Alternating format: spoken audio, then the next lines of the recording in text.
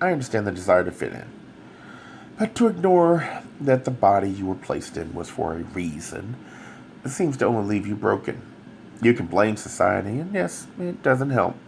The rigid people that demand conformity, but consider. If you're a traditional or what is sometimes called straight, they will not be interested in you sexually and intimately, no matter what you do to your body. By changing your body in hopes of being acceptable to them, you fail to understand you're only limiting yourself further. The reality is, if you're gay or lesbian, they will hardly be interested in dating you now, since if they would, they'd be straight. The left talks about lying to people. They say, how dare we tell those considering abortion they are killing something alive?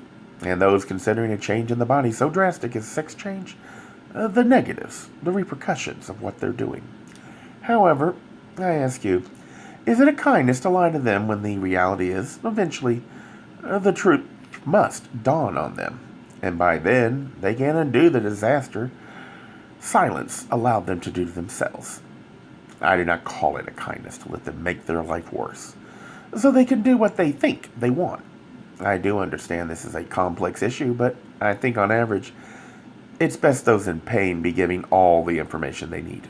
We have free will, but if you deny them the ability to think before they act, out of some sick kindness, that to me is far more evil. While the thoughts are inspired by the book, it does not imply the writer intended to inspire the thoughts I have. The attempt is to start a discussion and get people to think about human behavior from the perspective of the closet. How this might lead to problems that make friends or partners or even business relationships difficult. I can understand why some would dismiss this effort. I find reminders in how the characters behave with memories of my own experiences and then explore that aspect. It's meant to start people to think. It is not meant to imply I am right. If you do not share the ideals with others, then how will you know if you're right? When talking, the focus should be on challenging and exposing your ideals, not in changing other opinions.